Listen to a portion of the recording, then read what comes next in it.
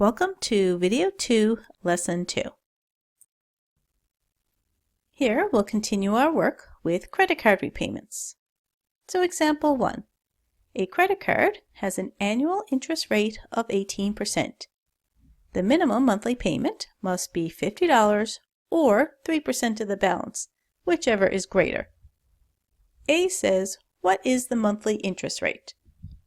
Well, we know the annual interest rate is 18%, so to determine the monthly interest rate, we can just divide that by 12. So 18% divided by 12 is 1.5%. Now B says, if the balance is $5,000, how much interest is charged that month? So we need to determine what 1.5% of 5,000 is. So to do that, we need to change 1.5% to a decimal by dividing by 100. That is 0.015, and then multiply that by 5,000. And when I do that, I get $75. So for the first month, $75 in interest is charged. C says, what is the first month's payment? Well, it's either going to be $50 or 3% of the balance, whichever is greater. So we need to determine what 3% of 5,000 is. So changing 3% to a decimal and then multiplying that by 5,000, I get $150. Now, since that is greater than 50, that will be the first month's payment. Then D says, after interest is applied, the minimum payment is made. What is the balance in the account? Well, we need to add on the interest to $5,000.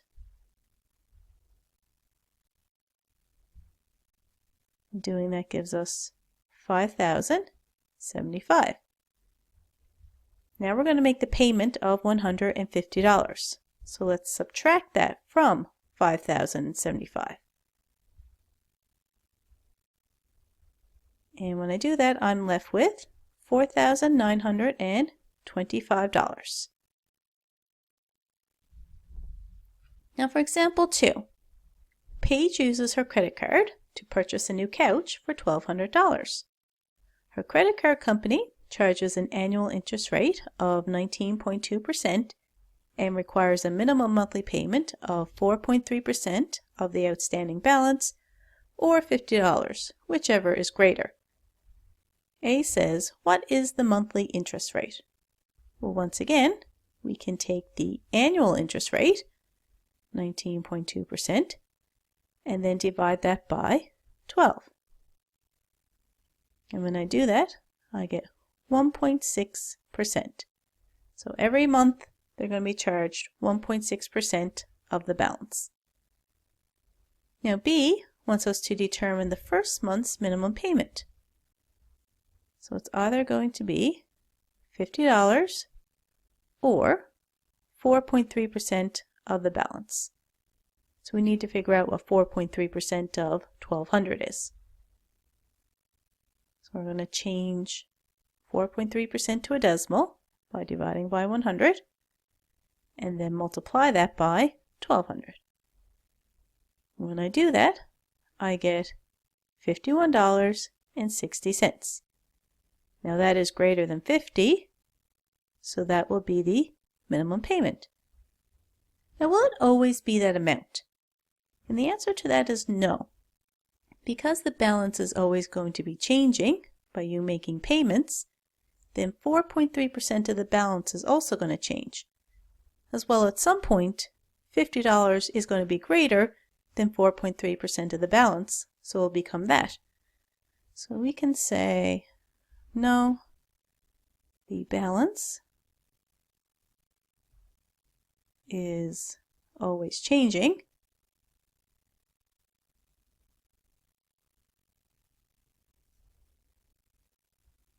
And at some point,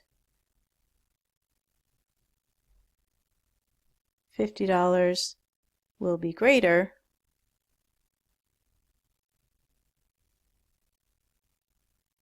than 4.3% of the balance.